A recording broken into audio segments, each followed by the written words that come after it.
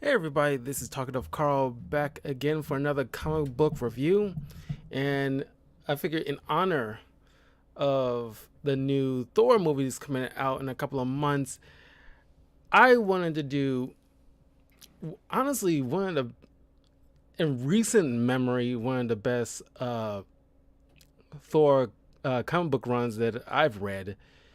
I read prior to this I read like at least some Thor stuff here and there, and for the bulk of the time I've seen Thor is usually an Avengers kind of comic.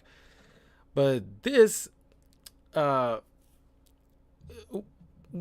like I would say, like a pivotal Thor run that, if anything, if nothing else, you can definitely, if you haven't read a Thor comic, I think this is like a decent jumping on point. And this obviously was written by Jason Aaron, art by Assad Rubik. And I mean, this is like really good. And it's like, just like I would say my Hawkeye, review and Moon Knight review, uh, and like my Doctor Strange review that I did on the channel for like their comics. Definitely check those out on the channel, youtube.com/talkative Carl. So you will know which comics, if you haven't read, some like seminal, runs on certain characters. Those ones that I've got on the channel is definitely a good, jumping on point. So you don't have to go. I mean, after that point, it'll be up to you whether you want to go further back to read their older stuff. But those ones that I've covered so far is the ones that you definitely is a good jumping on point. And they're fairly recent. And they, the ones that I've put out on the channel are the ones I mentioned are the ones that you can definitely like be your, like I would say like, yeah, they kind of set a new tone for the character moving forward. But this store run is basically like you be kind of hopping, skipping here and there, through three distinct points in time with Thor. And any other writer can make it like convoluted, but I promise you it's not convoluted at all. Actually, is so critical that you get this kind of moment. It's kind of like Nolan with time displacement kind of situation. It can be done. So right now we're like set in the like in the past Thor, during like the Viking Age. Uh, uh, to be more specific, 893 A.D. On Earth, on the western coast of Ireland. And of course, this is around the Netherlands, so of course they would probably expect, that's where like Asgardians will be like be right there in the general vicinity, as like Egyptians pantheons will be their beach front will be kind of like the Egyptian area of Africa, while African gods like Bass will be in like the bulk of Africa, and like Christianity will be like in like Europe. Native American pantheons will be in North America, and you get the gist of it. So Thor just finished beheading was it like a troll uh or ice giant. Yeah, it was like a ice giant. And of course, he helped with the help of some Vikings. They killed this thing. They're party inside the longhouse, and they hear like a scream uh, in the outside. And they run outside. And they think like, oh, is another a giant out there? But no, it's from a child, screaming, you know, they found like a head in the waters that you know, got beached on the shores. They took a good look at it, and from what like I've seen, I liked it because the way the makeup and because it's feathers on the head, uh, you can ascertain that this might be a Native American kind of god, the way it looks, and uh, everybody's wondering like you know uh, don't know like is this like some like guy from like far away on a different like you know on like on a different coast and something like that. Thor and like the art and like I mean like the only time I've seen this art recently is from the Internals run that's currently going on now. To be fair, I mean like yeah, there's more like this art. I don't hate this art, but there's moments where the art seems kind of wonky to me, especially when I read the Eternal stuff. Like the art just seems kind of wonky, and when they do certain expressions on the face, it seems like I don't know, out of sorts in my eyes. Other times, for the bulk of it, it looks pretty doggone good. But it's like more specifically, there's like a panel where Thor is looking at the face of this dead deity, and like just the utter horror that because only he can tell, like a god to a god, only he can tell, because he mentions like I witnessed guys killing other guys for very different reasons. As I seen like guys subject their own sons to like all this torture and everything like that. But I never seen anything like this before. And this is very young Thor. This is before he had Mjolnir. And this is before obviously he met the Avengers and stuff like that, and learned how learned his humility. This is still prideful kind of Thor. And so he's looking at this. Now he didn't want to like frighten everybody else or anything like that. So he's like, okay, this might be some he thinks like, okay, this might not be cause for concern. Might be maybe some other dispute between this guy and another guy that maybe this like something that's not my concern. But at the very least, let me he told somebody like gather some wood. At the very least, let me get this god a burial pyre to like at least give him that like I'm here. It's kind of like like deity to deity. I want to at least give this dead god like the funeral that he deserves. At least in terms of how Vikings would give funerals. Do this other deity that honor. But it's like he can't shake that sight because like you're looking at the horror on this guy's face. It's like something different. It's like this kind of freaks him out, at least a little bit. But he threw caution to the wind and didn't think nothing of it.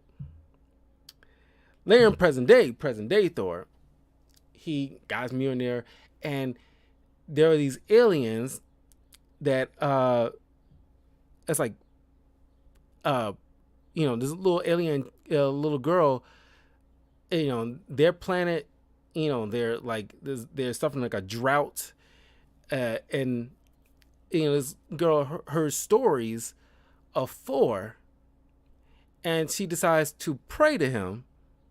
And this is why like Jason Aaron's like the writing this is like very very good, and it prior to him it wasn't really touched on because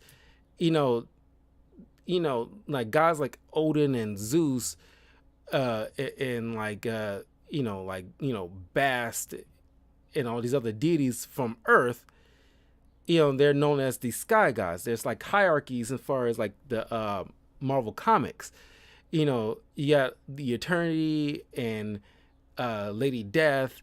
They own this whole like, and like the one above all is like the upper echelon of, and the like the well the those people created the Eternals. Forgot the Celestials. They're in the upper echelon of like the Marvel universe as far as like creation and so forth is concerned. Uh, then you got somebody like the Sky Gods, like Odin, and like even Khonshu to a certain extent, and Zeus, and all these deities of Earth that uh, people are historically aware of. Even Thor, they're on like this, different, like a couple levels below, like somebody like Eternity and Lady Death. And that's like how the hierarchy is. But Jason Aaron's in this established that besides Earth, there's other planets that have their own deities. Just like there's another comic book run with Doctor Strange that it's a shame that sometimes they cut Doctor Strange and Ghost Rider's issues kind of short, especially if they're getting good. More so with Doctor Strange, because Ghost Rider is usually hit and miss. But there's like a run that I really want to get into on the channel at some point, where Doctor Strange usually when he got like a new run, he always losing his powers in some shape or form, just trying to like not make him too OP. He loses powers and like he comes to the realization just to relearn some things. I'm blanking on like how it went, but he decides like go to these other planets to learn, because these other planets got supernatural stuff and mystics and wizards and stuff like that for him to learn from, and he learns magic through them, and acquire like these new skills. And I thought that was brilliant. I don't know who the writer was on that, but that was like a brilliant idea. I really wish they kept that going. They kind of like threw that out eventually, but it's like, man, that was a good concept. There are other planets that would have like their own version of supernatural things and their own pantheon of gods that was never brought up. That I'm glad somebody like took that and ran with it. So this alien girl prays to Thor. He comes down and answers her prayers. She didn't think he was going to answer, but he did. He showed up and brought rain with him because he's a god of thunder, and he would make sense. He can make it rain too. You know, Phrasing? So he's like hanging out with these alien races, regaling them with stories of his feats, battling dragons and trolls and all these like villains on Earth and stuff like that. And later on, as everybody's like going to sleep, and this old like elder of the village, he's like thanking Thor for what he's done, and Thor just grimaces at him and is like, you should thank the little girl. Where are he's wondering like, where are your gods? Like, why aren't they like answering you guys' prayers, and y'all just being left to suffer? Like, what's going on here? And the old man mentions like, we haven't heard of them for a very, very, very long time. It's like it's literally centuries, even before his time. He haven't like, and then Thor is, bewildered. So he decides to investigate, pretty much to, chastise them for the most part for like not doing their duty as gods. Because in his mind's eye, that, anyone who's praying to a specific god is the god's responsibility to answer those said prayers, and you not let these people go unheard. That's not how he rolls. So he goes to these aliens races deities, and he walks inside and he sees just all their guys. And keep in mind, these are guys that's like not that dissimilar to like Odin and Thor, with like longevity, probably super strength, uh, and like various powers in their own right. And Thor walks inside and it's like seeming like little ghost town, and then once he gets inside, like the main building, their bodies literally strung up by meat hooks. These all these guys, from the youngest god up until like the older ones, all of them are dead, butchered. Uh, even in their beds, and like some are even were tortured, obviously, and like this is like a little utter shock to Thor, because like he'd never seen anything like this before. It's a horror show. And this wasn't, and he mentions like this wasn't a battle. And it's like barely there wasn't even a fight going on. This is a straight up like, like a serial killer. This is like you didn't give him the chance to put up a fight almost. So then Thor, gets jumped by this black gooey creature, which they later dubbed to be berserkers. And I'll later tell you like where these things come from, like their particular origins. I'll handle that. Obviously, they're an extension of Gore, but these things, at least bare minimum, one of these things are left behind just in case there was like stragglers or various certain of these pantheons who might be going on adventures and then might come back home, and they're still like, just in case he missed anything, miss any that wasn't there when he showed up, he left a piece of him behind just to slaughter anybody who comes home. And Thor beats this thing, but it definitely put up a fight. And he messes, like he knows what this thing is, and he comes to realize Gore still lives. And you get to see like a little moments in the future, like millennia in the future, Thor, who's like the All-Father now, which in current comics that's what he is now, but he hasn't gone old yet. He's still battling Thor's forces in the future. So yeah, I mean,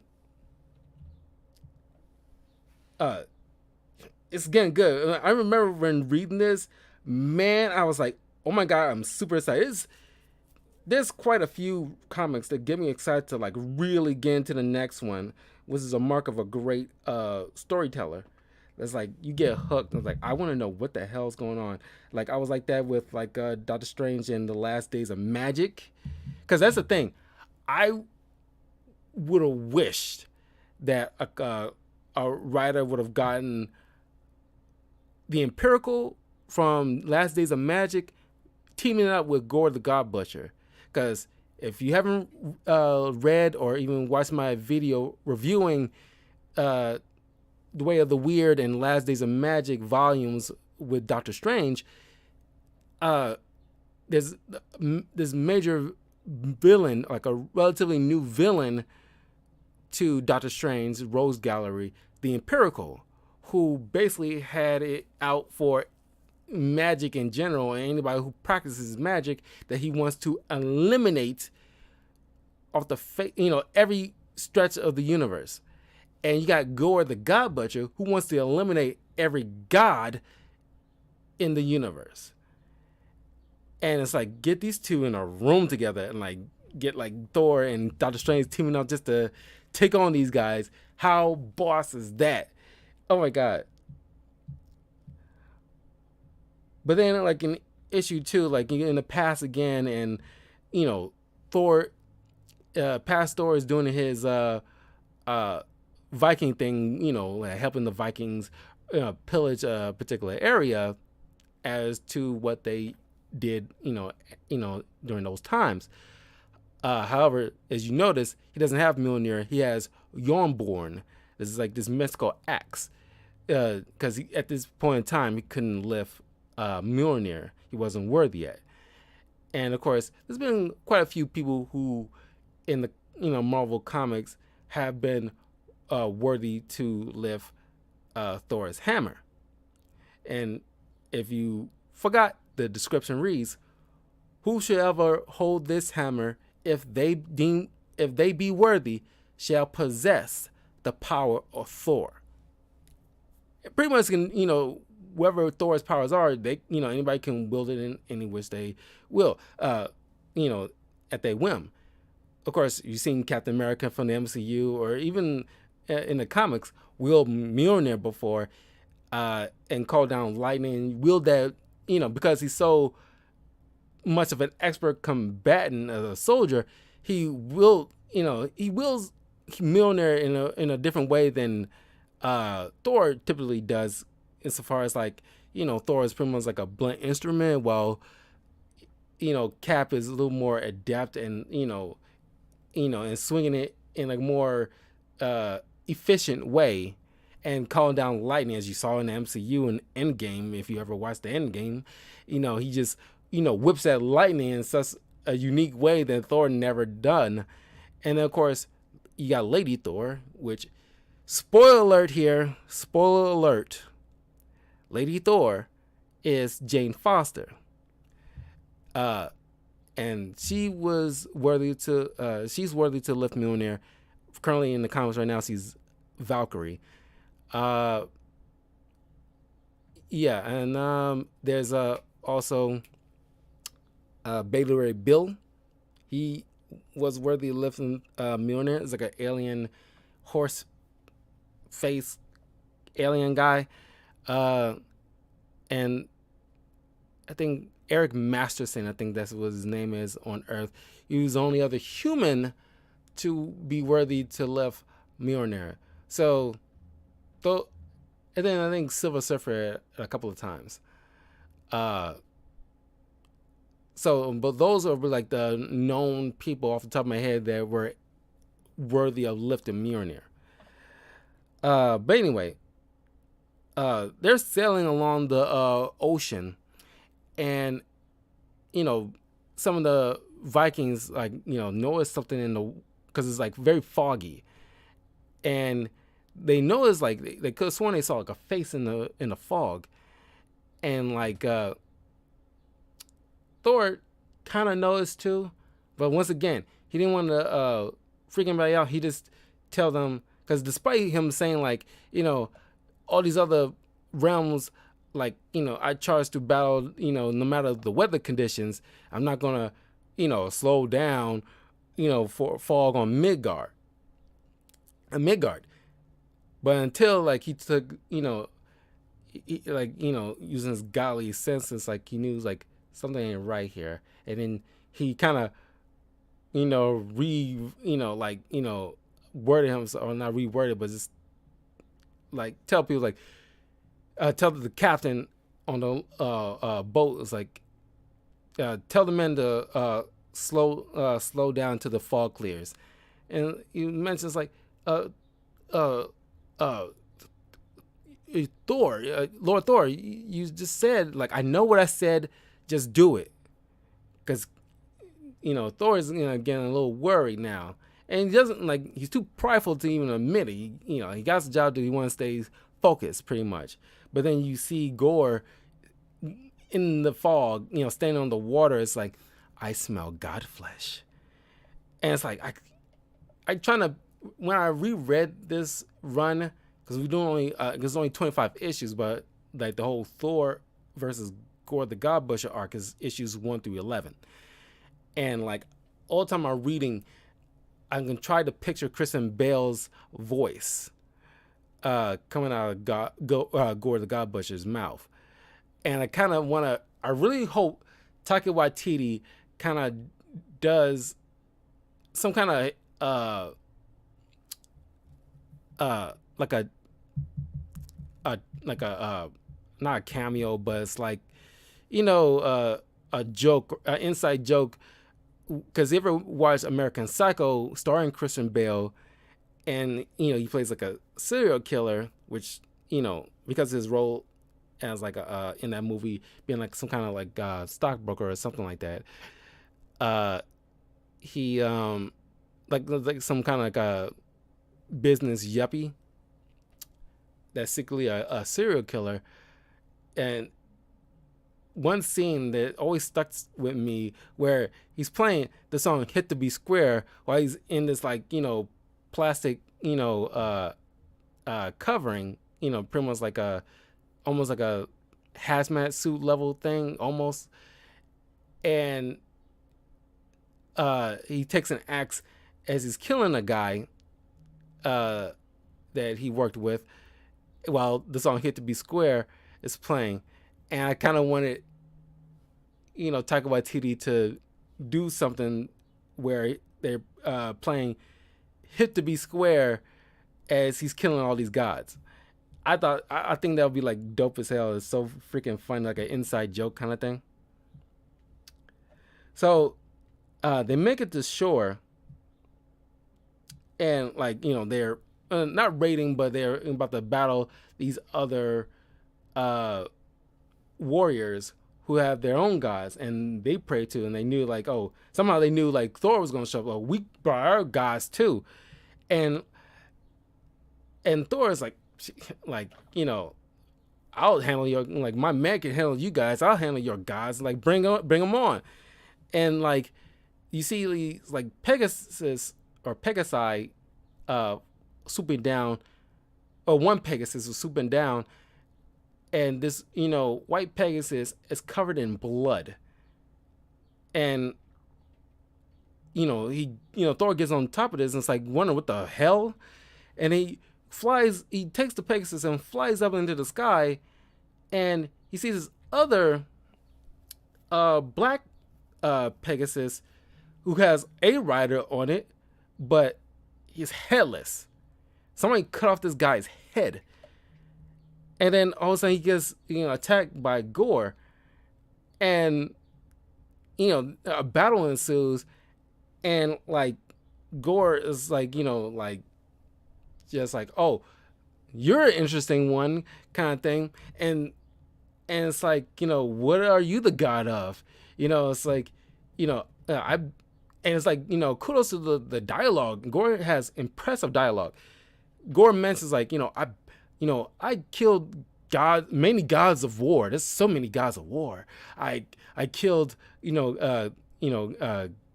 gods of lies, gods of revenge, gods of let me get this here.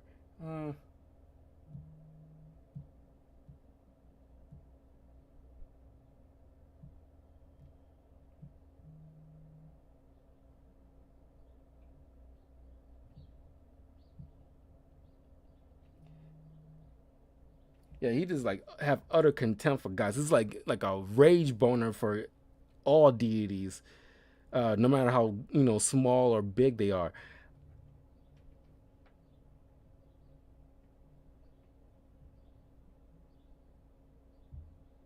And this is new to Thor. It's like I never seen anything like you before. And it's like, and Gore's like, no, you have not.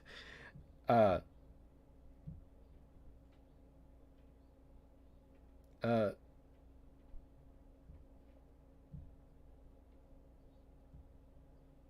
what are you the god of? Axis, drunkenness, vanity, or war perhaps? I have killed so very many gods of war, and gods of fear, gods of chaos, gods of blood and wrath, and jealousy and lies, of plagues and earthquakes, genocide and revenge, a degradation of death.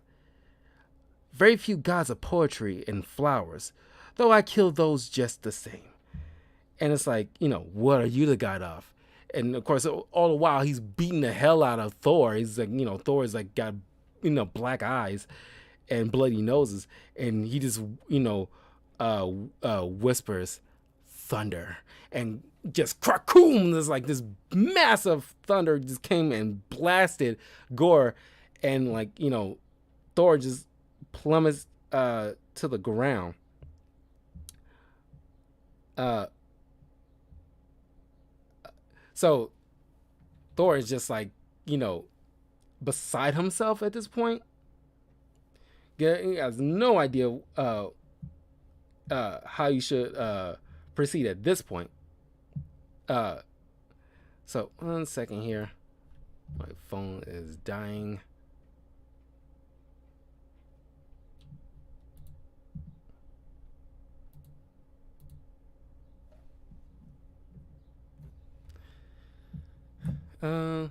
Sorry about this.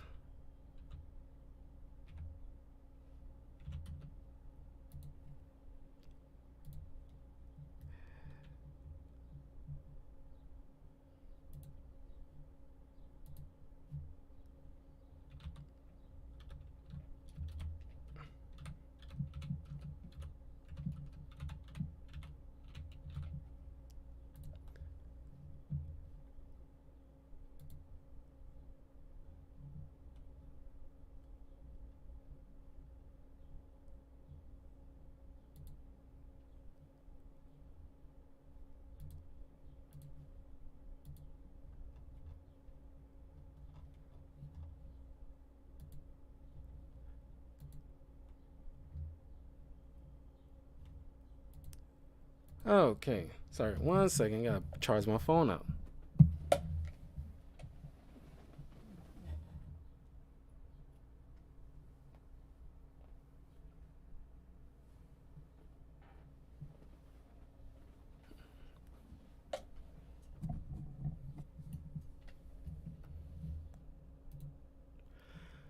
Okay, now Thor, present day Thor, decides to go to Omnipotent City to search for answers, because in this, Jason Aaron created this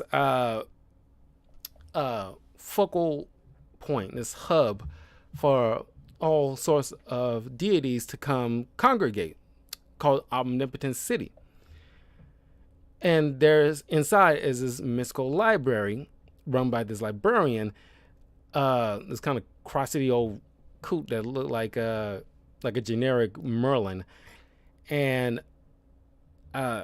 he's wondering, like, okay, what happened to these guys? Has been, because he recalls like Gore, and he's like, okay, in the past, and when dealing with Gore, one of Thor's biggest shames that he haven't, because he mentions, because of his damnable pride, that he haven't, like, after he thought he dealt with Gore. It's like, I didn't bother to relay the message. He thought it'd be best that he just kept this. This is not, as he mentions in one of the Vikings in a later issue, that no one sings songs about this. Nobody retells this, this misadventure ever again. We keep this to ourselves to our dying days. And that was one of Thor's biggest mistakes, because now, present day, he's still finding dead deities, and like, he confirms it's Gore again, and he hasn't died like he thought he died. So now more gods are dying because of his incompetence. So he goes to Omnipotent City to try to warn other deities across the universe.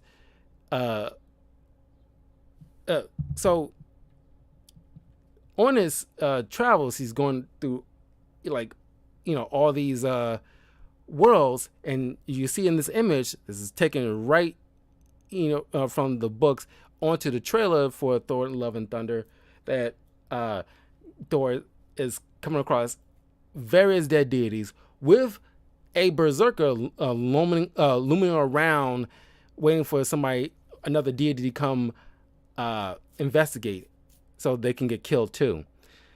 Because Gore is pretty much since his fight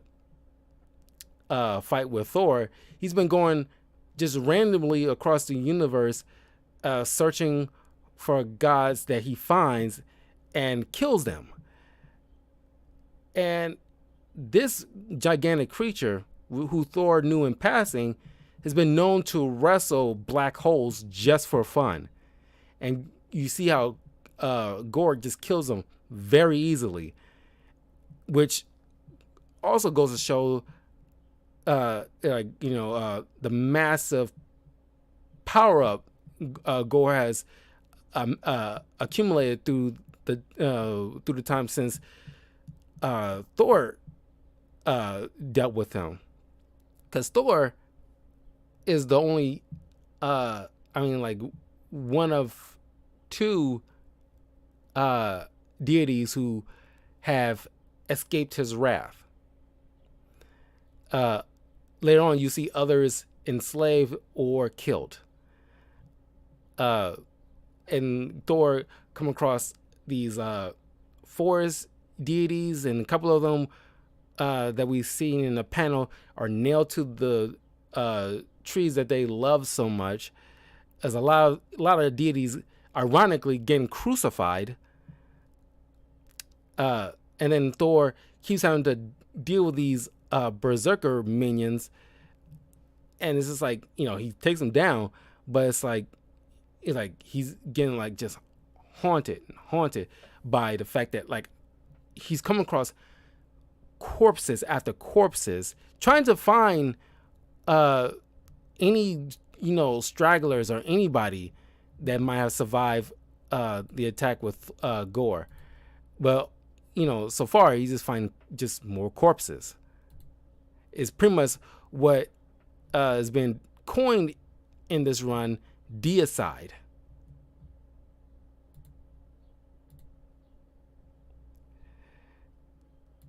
I mean, it's a real horror show, because like you can imagine, these deities probably has their own various powers in of themselves. Some probably similar to Thor, and some not like similar powers, but like on the same level as Thor or greater, and they just getting their ass handed to them. And usually, not usually, but primarily is due because of Gorg's weapon, his necro sword, which I will later explain what that is.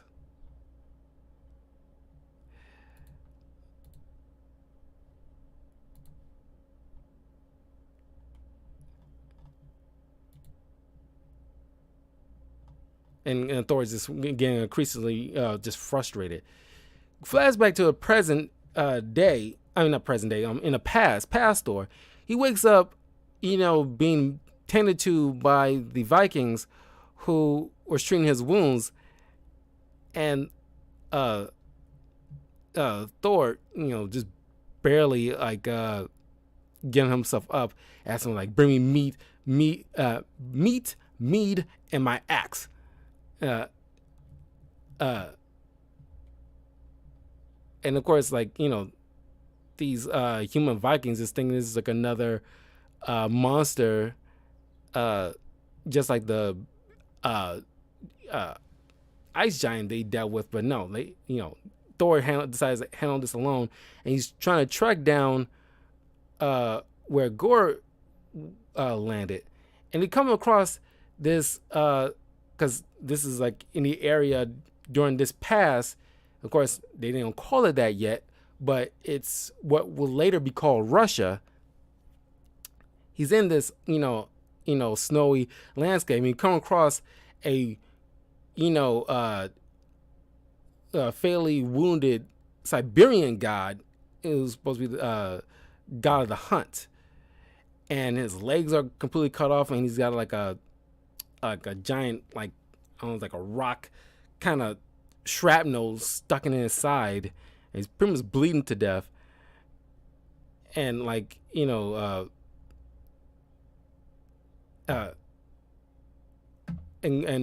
Thor,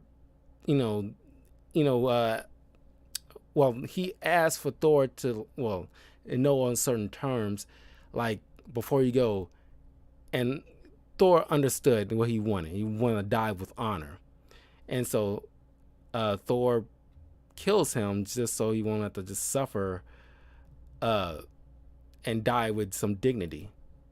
Because there's no dignity in what, like, what Gore left these gods in the state they're in, if they're breathing at all. Then, going present day, Thor asks Iron Man's help and using his satellites to pinpoint the area where he dealt with Gore in the past, and they track down this similar cave where he, in the past, found Gore,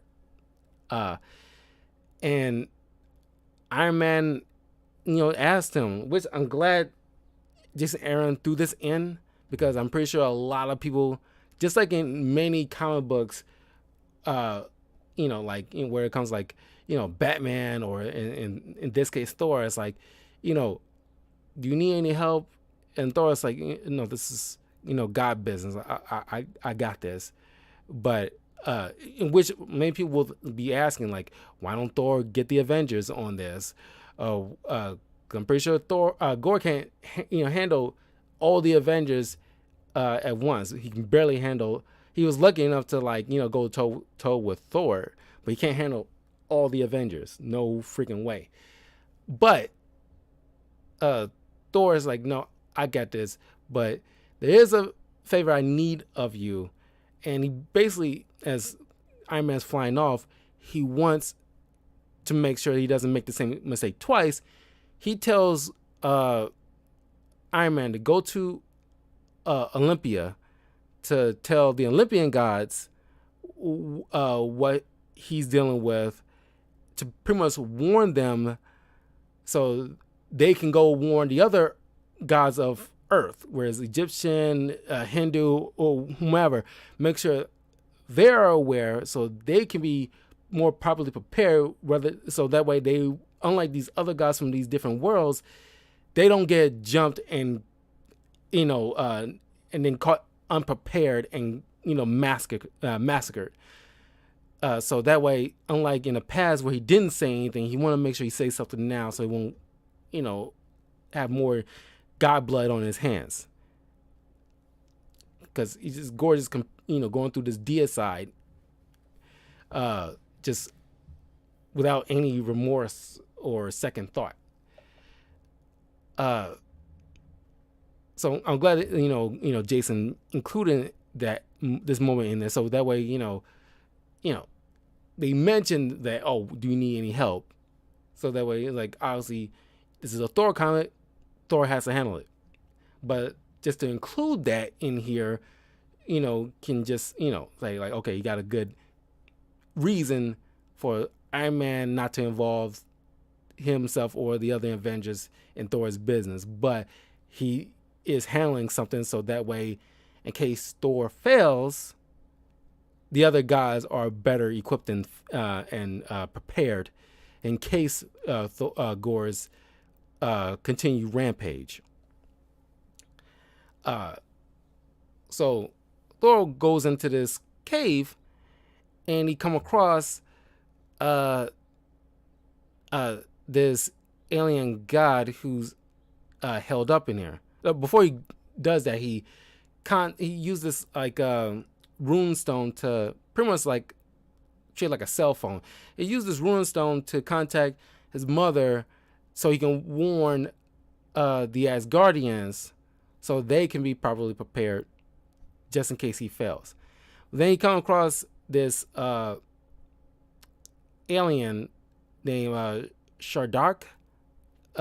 He goes off like, oh, I'm a god of this, I'm a god of that. But this dude's gone mad because he escaped Gore's torture, because Gore cut off his eyelids, because he has like 4 eyes. He cut off his eyelids so he can watch as he butchered his other pantheons, even his closest friend, who was the god of friendship, on his world. And Thor, and he mentions to Thor, like, he mentions how he want to leave you for last because you wounded him, which Gore kind of, in his point of view, thinks like, you taught me an important lesson that day, basically to get stronger. And as you can see throughout the run, Gore, every time he kills a deity, kind of absorbs, through their blood, he gets stronger with each kill. And so that's why Thor is taking Shordok to the omnipotent city, pretty much for a safe haven for any stragglers or anybody who managed to escape Gore's butchery. Of course, you see in a flashback, in the past Thor come across this cave where Gore is hiding out, pretty much licking his wounds, and this black substance that he's usually cloaked in, you later find out in different comics that and along with his weapon, is a piece of Null, the god of the symbiotes, who was trapped on their planet by the Clintar or the symbiotes, because ironically the Clintars are a peaceful race until their symbiotic substance come across a host who by and large will have negative emotions, and they kind of turn them into kind of like what you see from Carnage or Venom in his early years. So this piece wrapped around, it's pretty much the reason why Gore's so wicked, because it's feeding off his negative emotions and it turns him into this. So he he ensnares past Thor and brings him close, further inside the depths of the cave, to further be tortured, because he wants to know where his pantheon is, so he can go find the other Asgardians so he can kill them. Which obviously Thor's not having that.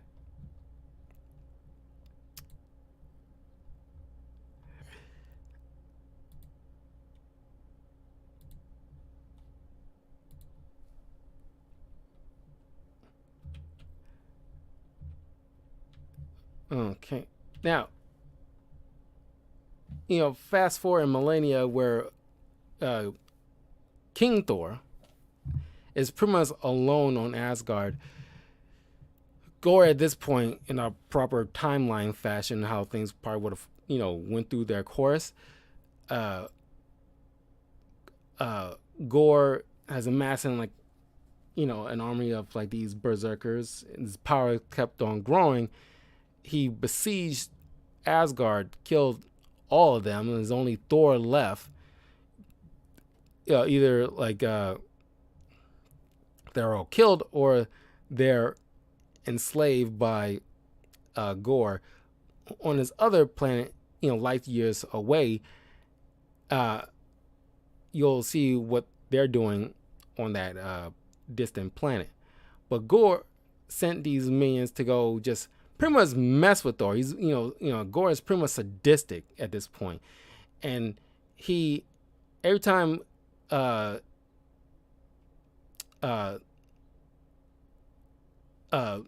All-Father Thor is trying to escape to take on Gore, these minions here on Asgard, this is pretty much like a horde, and they fight him.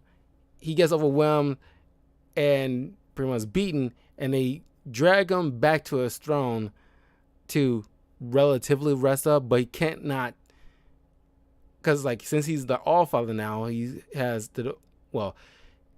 it's typically called the Odin Force, this great massive power wielded by Odin himself, now passed on to Thor. Now it's called the Thor Force.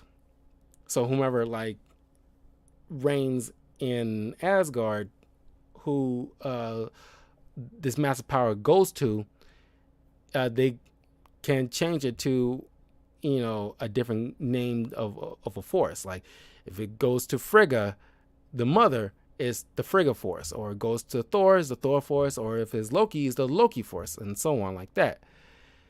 So now he's trapped here on Asgard, and he can't not, because typically the Odin force needs to be recharged, at least once a year. You got to do this,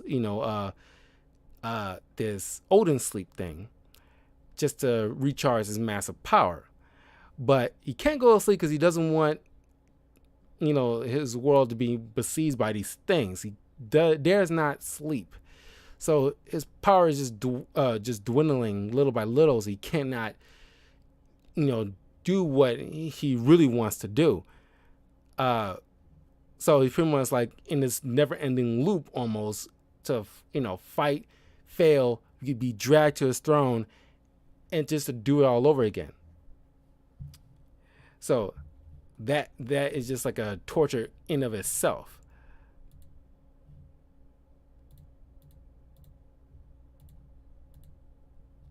And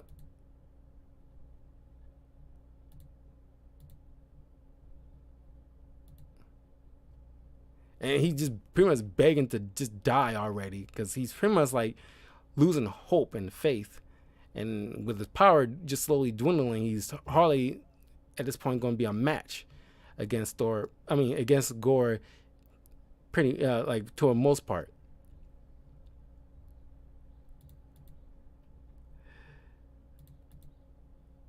So when Thor takes Shaddark to the Omnipotent City, it's pretty much like burning at this point, and like the librarian, who has like these kind of butterfly wings, are pretty much ripped off, and he's like beaten half to death.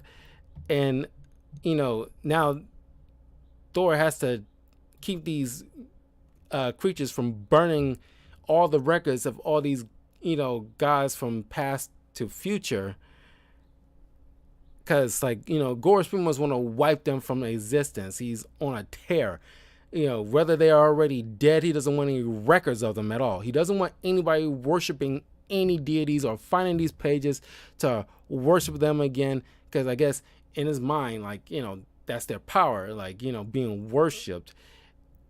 And if they not remembered, they, don't, any, I guess, little chance for them resurrecting in some shape or fashion. At least in my mind's eye, that's how I picture it. So then you get another flashback where Pastor is in the cave being strung up and tortured by Gore. And, like I said, just great dialogue between him and Thor. But, like, this is prideful Thor at this point. Gore just not, is not worried about, this, a bluster Thor is giving out, because he dealt with, like he mentions, like the arrogance of many gods like that, and it's like he's not worried. They all die at the end when it's all said and done. And he usually does this. He usually goes through the torture route, because that's how he finds more gods. He kills the massive amount, but he leaves one so he can torture them for information on where to find more gods, so he can go there and kill them as well, and so on and so forth. So now it's Thor's turn to be tortured just to find information about Asgard. But Gore mentioned about how the previous guy he tortured lasted about a week. Later on, you'll see that Thor lasted 17 days of just pure torture. This goes to show his durability. So in Omnipotent City, Thor is taking down these berserkers, while the librarian is doing what he can to, like, just beating them with these books.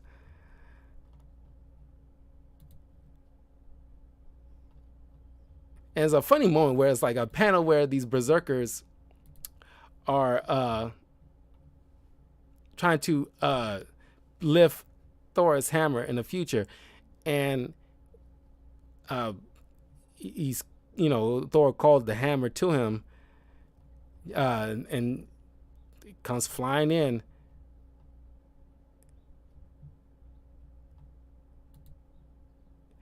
Uh,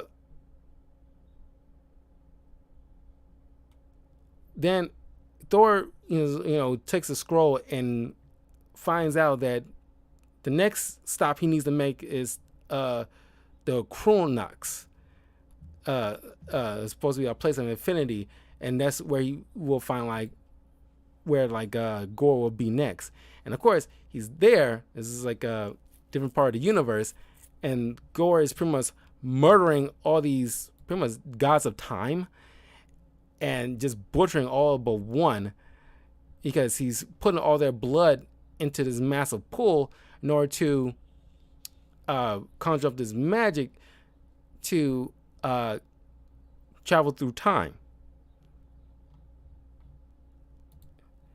And he leaves one alive to activate it so he can go back in time to handle this one of the original elder gods. There's like a giant blue baby. I'm not sure if it's his original god or not. That's not uncertain, because there's many elder gods and he only saw one, and it's just some big blue baby eating the creatures that I think he might have created.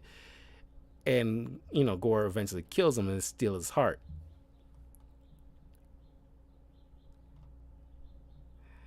Then this issue ends with Thor just President Thor traveling to the future and saving future Thor.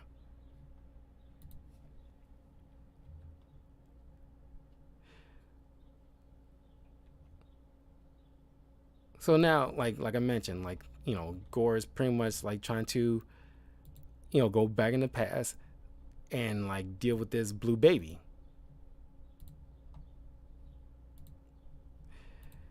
And they made this baby very sinister looking, so it's hard for me to part of me feels bad because it's it looks like a giant baby, but it's just some kind of ancient god. So it's hard for me to where my sympathy will lie at. But he's eating these little deformed beings that he might have created, so it's pretty much teething on them. But Gore comes back to the present with holding this thing's heart, which I'm glad we didn't get to see, but it's we can use our imagination of what he did. Then here comes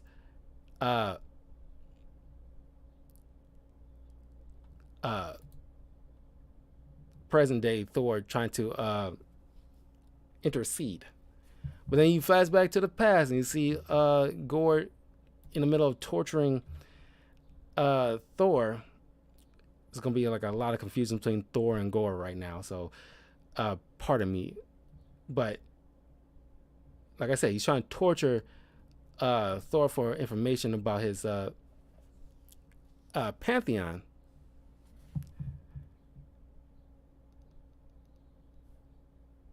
And Gore is trying to okay, let me make it easy. How about you give me the name of somebody you hate, and we'll start from there. And it's it's getting close for Thor being breaking until the Vikings find him and try to stop Gore. And Gore has no beef with anybody but God. So he's trying to beseech these guys look, I'm not your enemy. I'm trying to liberate you guys. Please, let me do what I need to do. Of course, they trying to cut through them with their swords and stuff like that, and they're not listening. And of course, a lot of them get killed because he's okay, if you want to side with these guys, then you leave me no choice. And he kills a lot of them, but gives Pastor enough time to escape. Of course, then present day Thor tries to uh, deal with Gore himself after trying to or Chrononux, or some I think it's Chronux, the place called, and he's trying to like end this fight, but it's like Gore at this point he's gotten so powerful, he's like restraining Thor. Uh,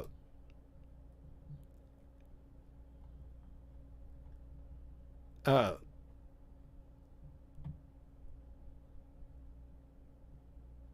and is beating the hell out of him at this point. Then, of course, like you get like constant flashbacks and fast forwards, and then further forwards. But uh, Thor managed to escape his bindings and takes his Yonborn axe and just in a baller move slices off Gore's right arm. And this is really like Gore mentions in other issues, like you taught me a good lesson that day. I need to be stronger. As he put it, like, you saved me. You saved me from a life of failure. You saved my dream. And for that, I will forever be indebted to you, Thor of Asgard. That is why you die last. And it's like, God. It'd be kind of like a funny moment. It's just like in an Arnold Schwarzenegger movie, I think Commando is like, remember when I said you die last? I lied. That'll have been funny. And then he kills, Gore kills the last, Chronuxian time god, and fills the rest of the blood pool up so he can use it to go back in time. Not back in time, but like forward in time. He needs a massive amount of blood for this kind of ritual.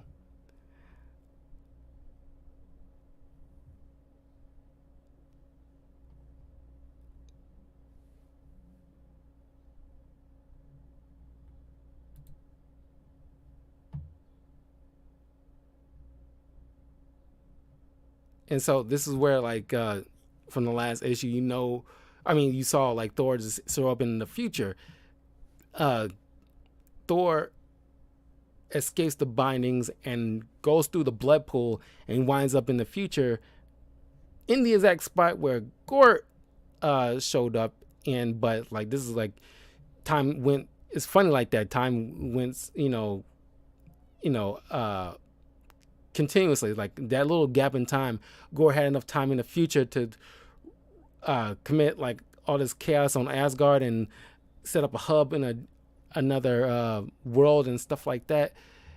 And so Thor showed up long after all that had happened, and you think it's only been mere seconds, but it has not.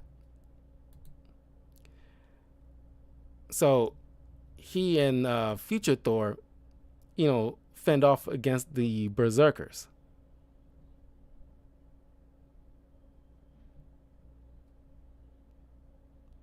And of course, in the past, you see like a little brief panel saying like these few remaining Vikings, like, you did it, Thor, you killed them, like, and like, we'll sing praises of this day. And it's like, no, you will not. No one will speak of this day ever again. And to Thor's mind, the issue was like a done deal.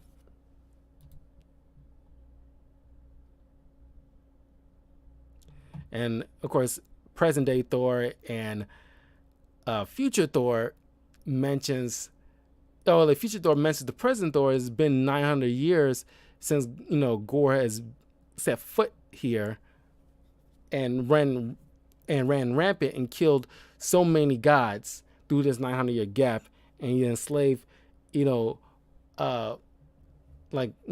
hundreds to do, as they have not yet as of yet known what he's gonna do yet on this other planet, but he's amassing something, because he hasn't, early in their battle in the past, they haven't witnessed him taking prisoners before, so he doesn't know what's up yet.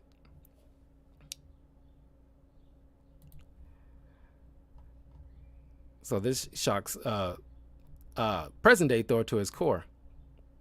I'm rhyming a lot.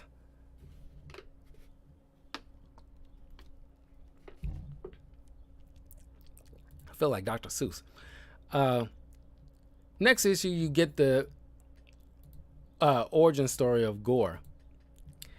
And I gotta say, uh, in the past, like almost like maybe 7 years to a decade, in the comics, there's like a few cool ideas for like original villains that I love that were brilliantly created.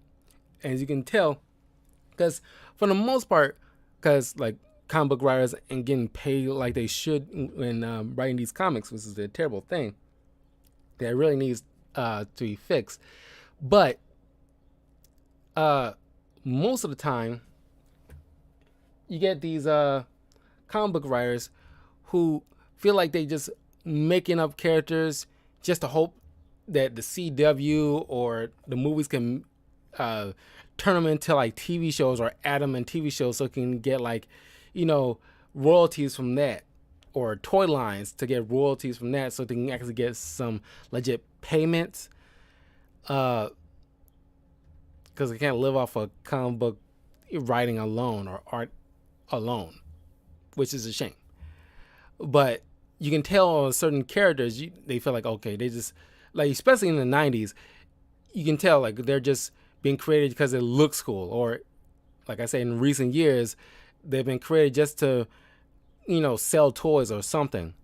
But you can tell from stories like this, there have been some time put into these characters to really flush them out to make them cool characters. Like heroes like Naomi is a good example. Kate Bishop is a good example.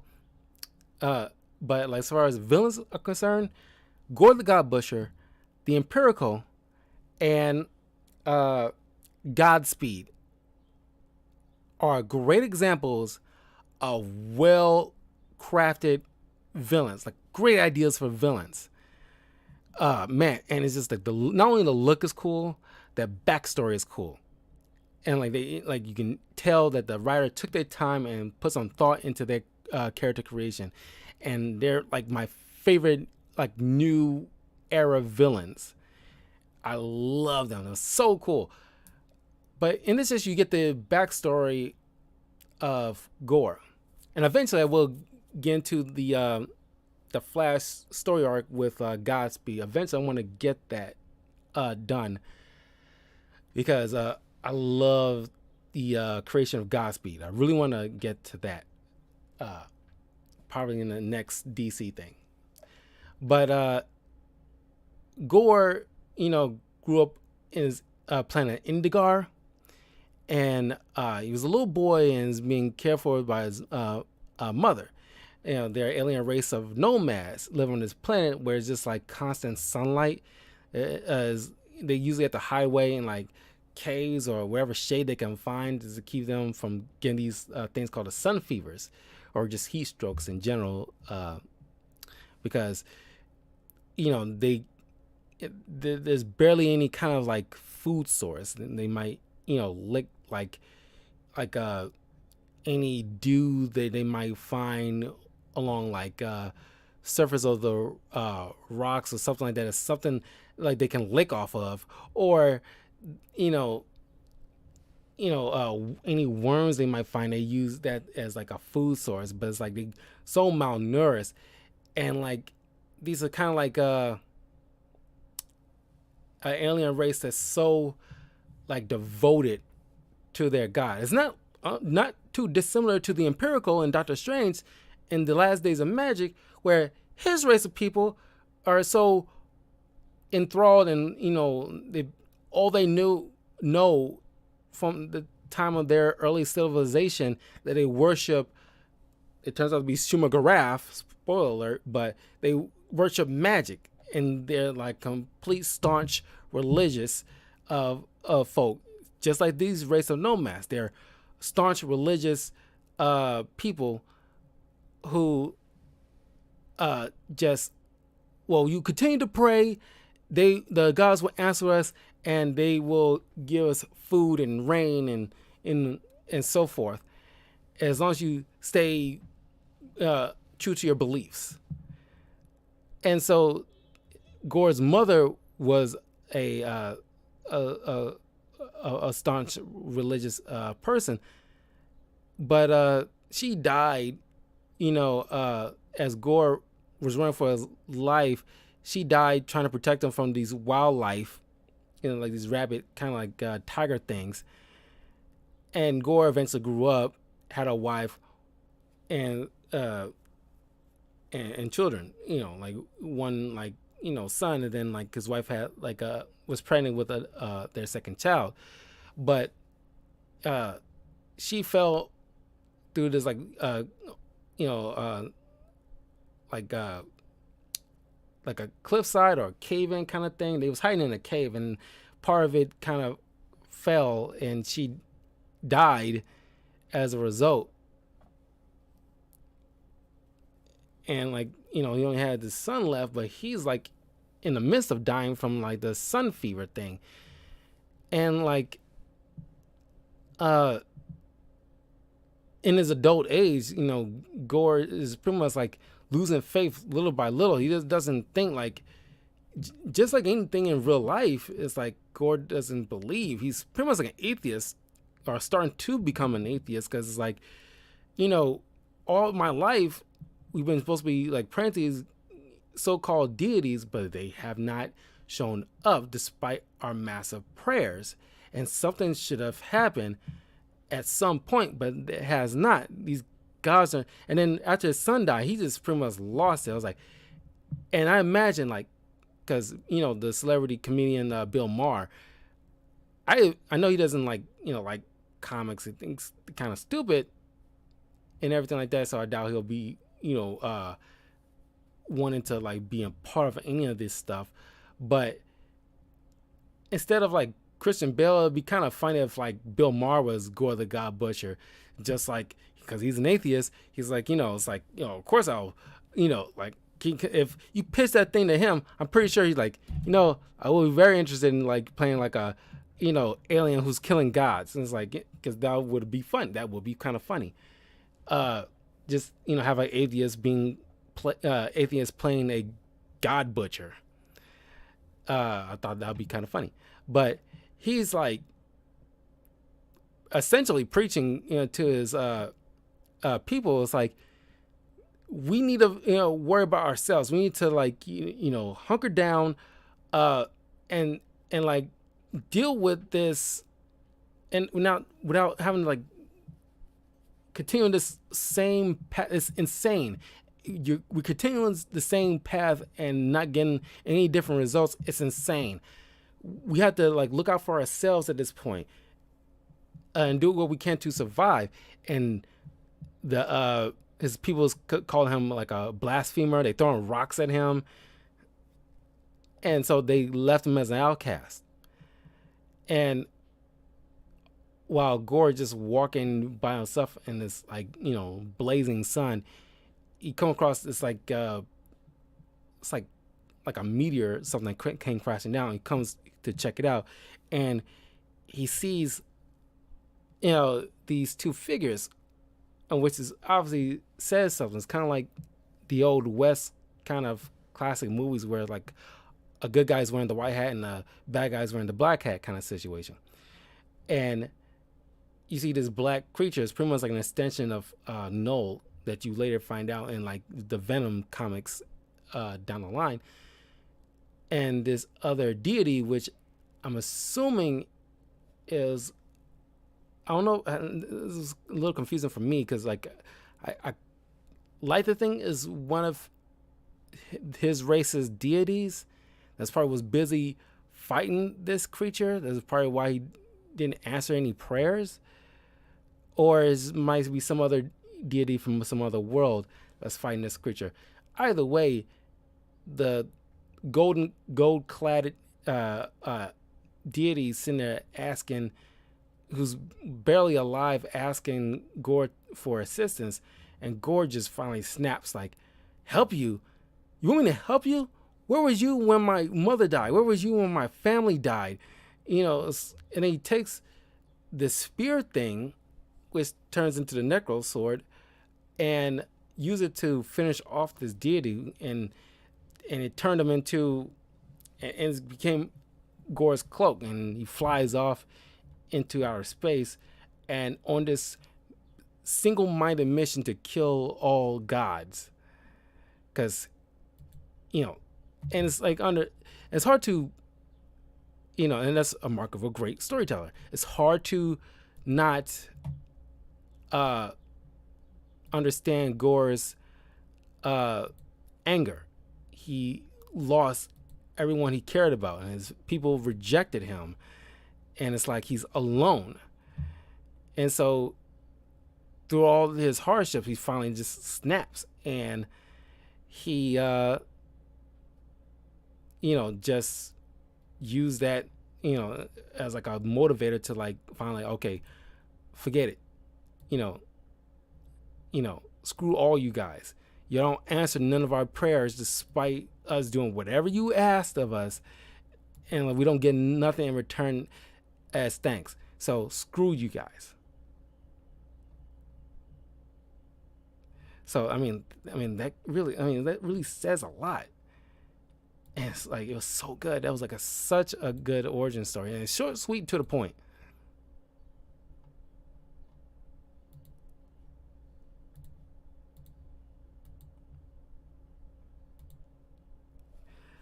Next issue, past Thor is like having nightmares about Gore, and you think like, it's like he's getting this like eerie sense that he's still alive out there somewhere, and it's like he's waking up, he's in bed with two Viking women, and it's like, of course he is, because all I'm thinking is Chris Hemsworth, like, of course he is.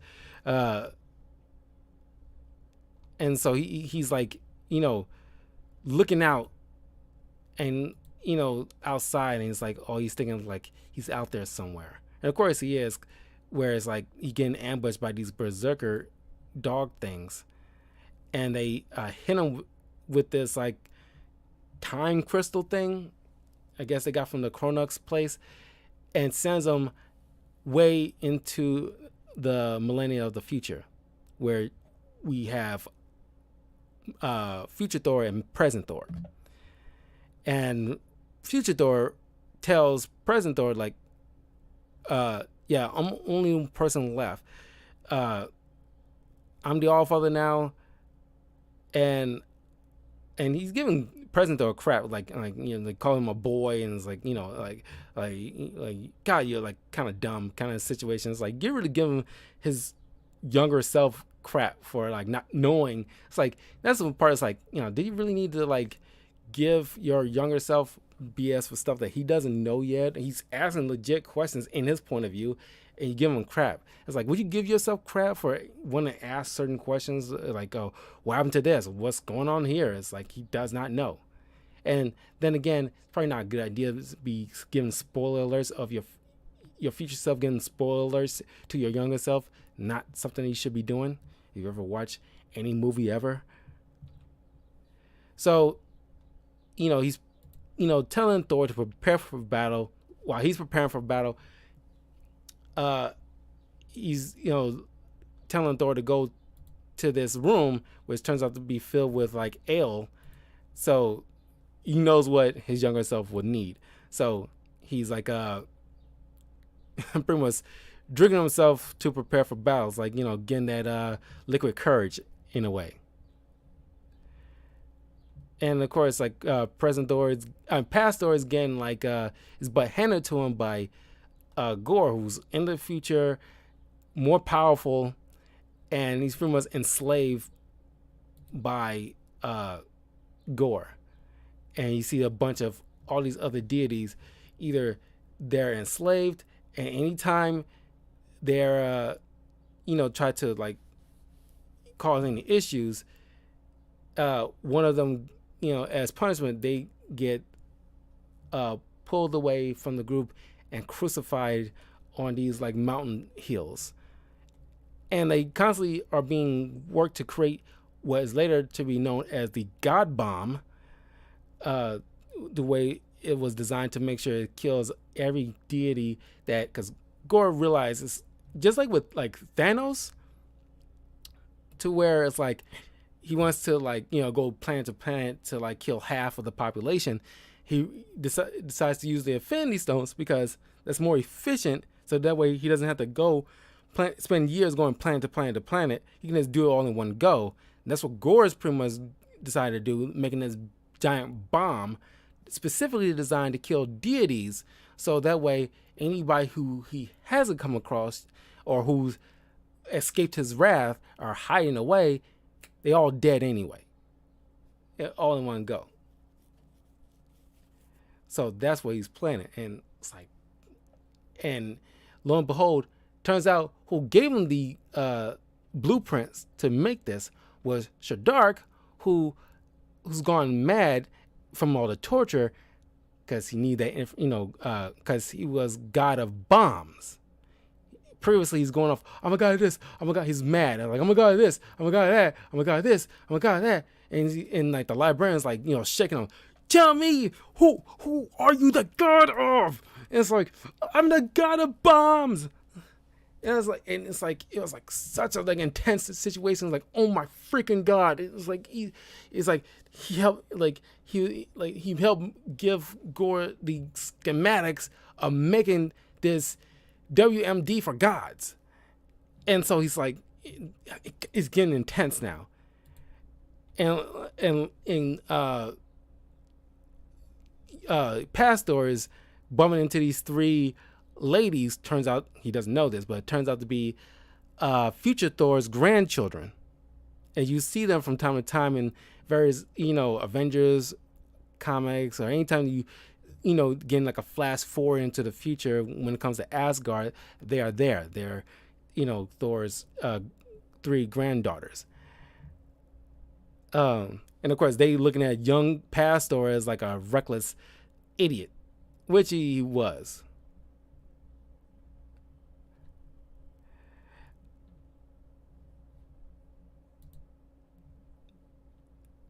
So yeah, now it's like present day Thor and future Thor is on his longboat.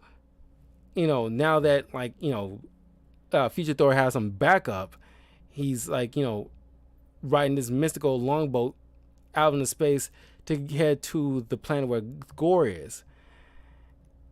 And Thor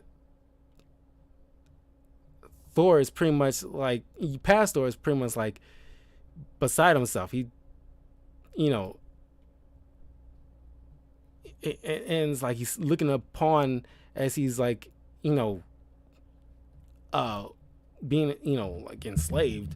He's looking upon on the horizon and see this massive sphere, that's like, where the scale is, I imagine you can see it from space. It's, almost like the planet Zit. It's how massive it kind of looks. It's like, probably like slightly bigger than a mountain. That's how huge it was. And so, and this part I found pretty doggone funny, to where, because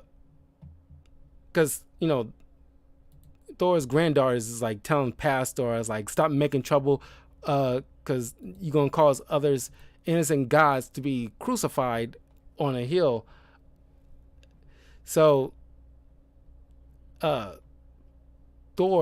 Pastor's, bumps into, turns out to be like the son of Gore, this little kid, and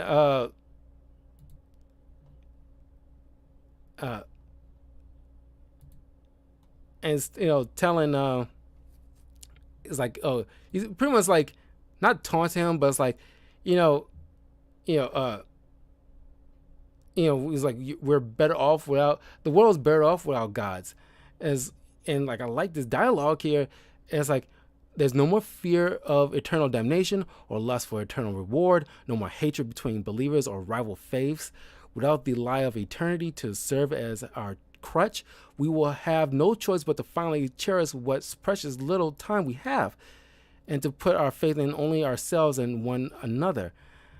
Uh, and it's like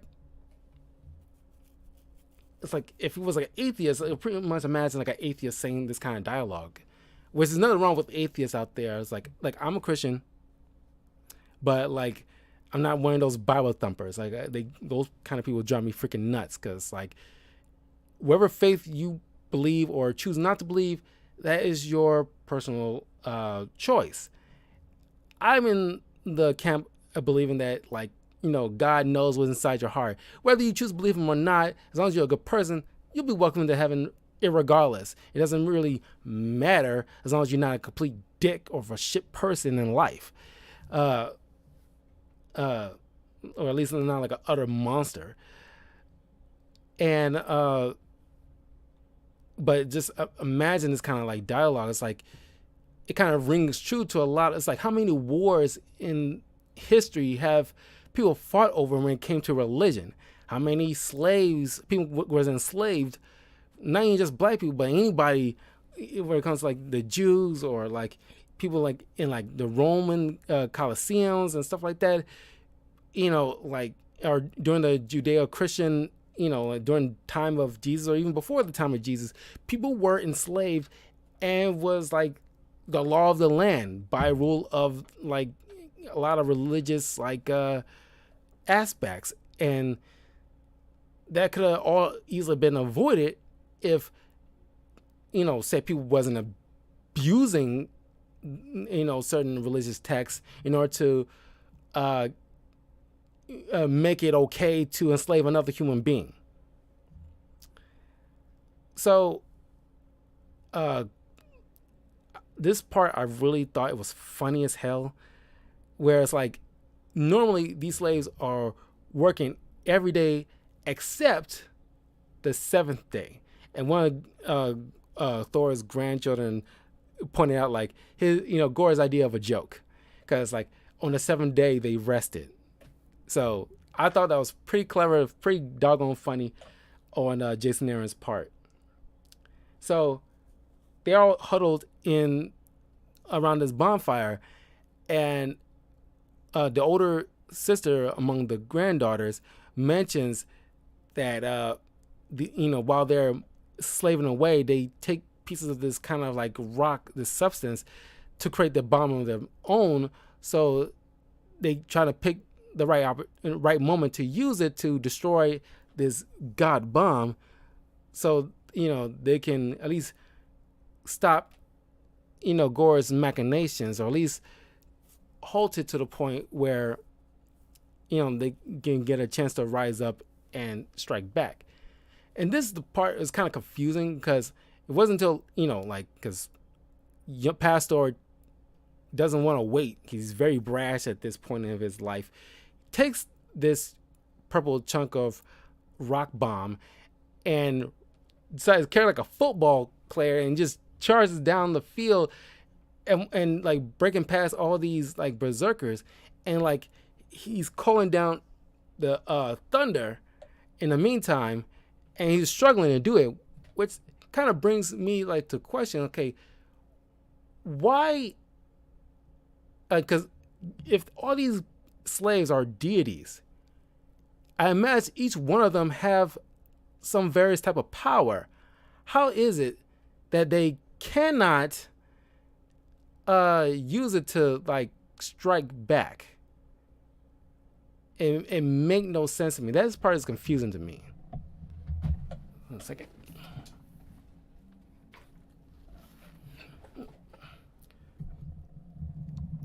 It kind of like, is this something on the planet, or did Gore use his lack of a better word, his symbiote? It's a freaking symbiote to infect them, to keep their powers from going crazy or something. I don't think not, because Thor manages to call out like a massive thunderstrike just to give him some room to throw this chunk of rock to throw it aside of the god bomb to possibly destroy it. But I think it's one of those time rock things or something, because it also didn't explain how that also transported him to where Thor, present Thor and future Thor is on the longboat. That part I think was kind of rushed. It wasn't very explained. But present Thor and future Thor felt that massive explosion, but then they come across like present past Thor. So now you got three versions of generations of Thor, past, present, and future, on his longboat, weaponed up and ready for battle. And this is going to and it's so freaking epic. This is where things get really epic. Not that it wasn't already epic before, but this gets really epic. So now, they taking the fight to Gore, but I'm getting ahead of myself. Now, turns out Gore has on his little tower and stuff, he has a wife, like a new wife, and she's like in bed and it's like, singing his praises, and like she's looking forward to a world without God. So she kind of hopes to live a life with him and their child, that kind of thing. Until Gore feels like this a disturbance in the force, and so he, flies up and takes on all these three Thors. And the battle is freaking nuts, and it's just each one trying to takes on Gore in very different ways. And of course, there's an awesome moment where because future Thor is with his past and present, it kind of revitalizes his godly abilities like lightning, which now imbued with the Thor Force, or used to be called Odin Force, blasted straight up Kamehameha's Gore light years away on the side of this chunk of meteor. And it's it mentions this is the first time in a long time Gore felt fear. And it's it was so freaking awesome. But despite the massive battle between these three, Gore still winds up the victor. And just prepare my God bomb. It's so freaking, there's not too much spoilers, but you gotta read it yourself just to get an understanding how awesome this freaking thing is. But it just goes to show, despite all three of these Thors on their various stages of power, Gore still amassed enough power on it, because he kept killing his god slaves I need more power, just to one up these guys, because he's getting his ass handed to him. So next it's issue you got Gore is taking Pastor by the hairs and bringing him to the blood pool, while he nails future Thor to an asteroid and has it sending flying, and while present Thor is nearly about to fall in this crater thing.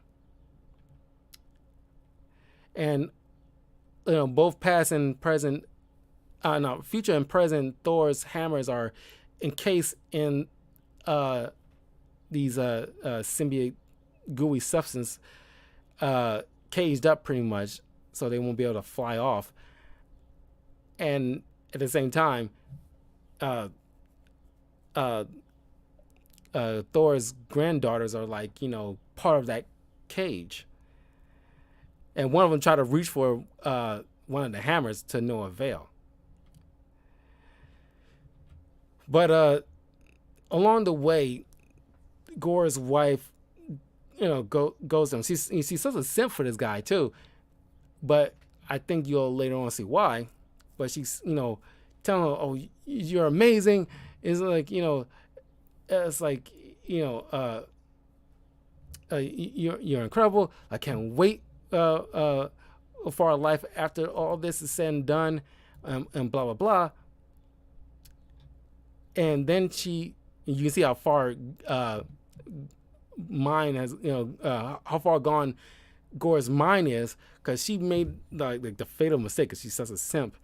Uh, she said to Gore, is like, "You're my lover, my savior, you're my god," and Gore just stops in his tracks and drops Pastor's body to the ground, and he just turns around like, "What did you just say?" And she just like, kind of fumbles, and like, and he kills her, and he just says like, because he hates God so much, he dares not want to be compared to these things. It's like, I am no one's God. Because there was like a past issue, kind of skipped over that, where it's like, because in the future, like he took on all of Asgard, and he captured Volstagg and enslaved him. He's whipping him, and he's kind of also like trying to get information from him, and or he's just being sadistic. And Volstagg is so malnourished. Volstagg is usually like this very like heavy set guy. Now he's like malnourished and skinny, and he points out to Gore, it's like, you amass all this power to the point where you are able to kill gods and enslave them. What does that make you? And he's ended up killing Volstagg for that, because in a sense, he's pointing out like, you're becoming what you hate, and you more of a monster than any god can ever be, because he just kills indiscriminately of deities, and it's like, it's intense. So when she just points out, like, calls him her god, and it's like, no. And it's like, I will not be worshipped. He's that far gone in the fact that he doesn't even want to be worshipped. He'll kill anybody who even dares to put him in the same, paragraph as these things. And like a few minutes later, his son runs up and it's like, where's mother? And it's like, you can look for her in the tower. Like, I'm busy right now. And it's like, oh, like, I hope you kill them all, father. And then the boy turns around and see his mother's like severed hand, but not necessarily severed, but we'll get to that later. This obviously was the point of Gore's downfall. And usually people like this are hoisted by their own petards because of this kind of stuff. So Thor, present Thor, get assisted by the son, who's so mad at Gore for killing his mother, that he rescues present day Thor to hopefully get a chance to kill his father for what he done. And so because eventually future Thor escapes, as well as present Thor, thanks to the boy. But then past Thor, in a baller move, just straight up like takes a bite out of one of Gore's eyes. Gore smacks him out of the side of the building, and he spits out like Gore's eyeball, and I was like, holy crap, Thor's a fucking badass. So now we at the end, where it's like the final battle between all these Thors against Gore the God Butcher. So the bomb eventually goes off, despite the Thor's attempt to break the damn thing with because President Thor is wielding both hammers to smack the hell out of it just to bust it up, but it still goes off, and now uh, it's starting to affect every deity. But President Thor, wielding both hammers, decides to absorb the blast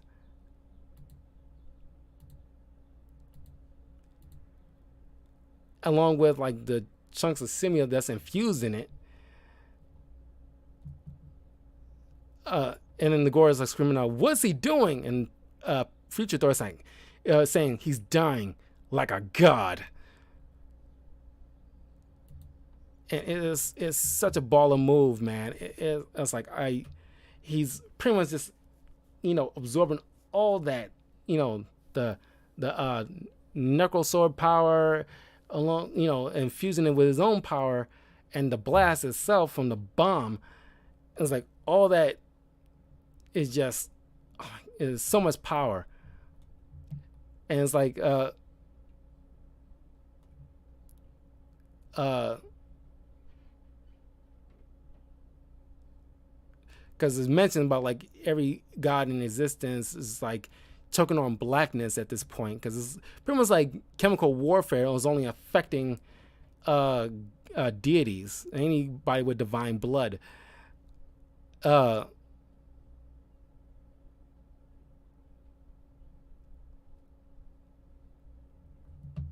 But they all knew, for the most part, most of them knew what was going on, being gods themselves. So they're kind of witnessing of what Thor's actions.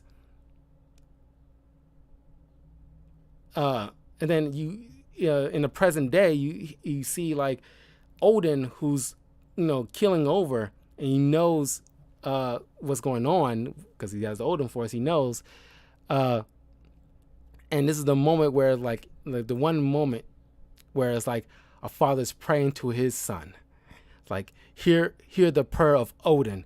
Do not fall, my son. Be the savior of us all. Be the god of gods. And it's such a freaking baller move. And God, this is so good. And Gore is pretty much like, like just befuddled, and it's like you witness like, Thor standing up, and he's like wielding both Mjolnirs covered in like symbiote, and it's like, and he uses it to just blast the hell out of like Gore, and then past Thor does the finishing blow and chops his head off, and he turns out to see like his supposed son. It was just an extension of him created by the symbiote, whereas like that's at least part of wherever humanity, quote unquote, Gore had was put into this boy, and that was his downfall. And I imagine his supposed wife wasn't really his wife. It was probably like a symbiote as well, that extension of his will, or at least what part of his humanity was left. And he craved, companionship, because he didn't want to be alone, because he lost everything. So he created like a faux family for himself. But all that took up, because like absorbing the Necro Sword really kind of crippled President Thor. So he killed over, thinking, he was dead, but Future Thor uses the Thor Force to burn out any blackness that was in him, saving his life. A few days later, everybody's on future Asgard, and Future Thor explained that, whatever piece of the Necro Sword was left, he hurled the entire planet into the sun, just to burn away any traces of it. And any deities that did not have a home to return to, they are living on Asgard. Pretty much like a resting place for any pretty much refugee gods. And you see like the future Asgard is flourishing again, and Thor returning, because each of the Thors go back to their respective timelines, but Thor returns back to the alien culture on that planet from the first issue, and answering the little girl's prayers and saying like, I came back and I brought a gift, and since their deities are all gone, and he brought a few deities who were like enslaved, he brought them, a few of them here to look after these races. And I thought that was like a nice way to bookend like this. It's 25 issues, but the Gore the God Butcher arc is like the first 11, and the rest of it goes about Jane Foster and her chemotherapy, and there's a thing with crap, what's that bad guy from Thor the Dark World? What's his name? Guy with the double face, not double face, but like kind of like Two-Face. It's like a dark elf. The leader of the dark elves. I forgot his name. He's on the tip of my tongue.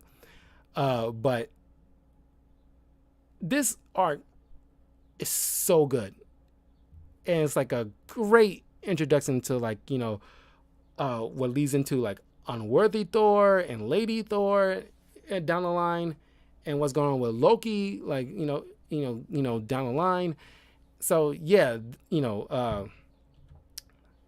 Thor: God of Thunder, written by Jason Aaron, so definitely a worthy Thor book if you want to jump on to a Thor comic. The artwork is all right in certain spots, but it's not like my favorite artwork, to be honest with you. But when it works, it really works. But let me know in the comments below what you thought of, if you read Thor: God of Thunder, what you thought of it, what you think of Gore the God Butcher. I think he's an incredible villain, and obviously he's not going to make a return because he was killed. But I'm pretty sure it's comics. You can bring somebody back for a short stint, and like I said, I want to see him team up with the Empirical, because these two are pretty much cut from the same cloth, and just want to wipe out the entire like kind of ministry of their respective ires off the face of the universe. Is completely, that's like their hatred for magic or deities runs so deep, and it's like I really want to see that. At least I hope to see something like that. But anyway, I will see you guys next time for another comic book review. Like I said, it might be another DC thing, because I want to probably Flash. I want to cover Godspeed, another favorite villain of mine. But anyway, I'll see you guys soon. Take care. Be safe.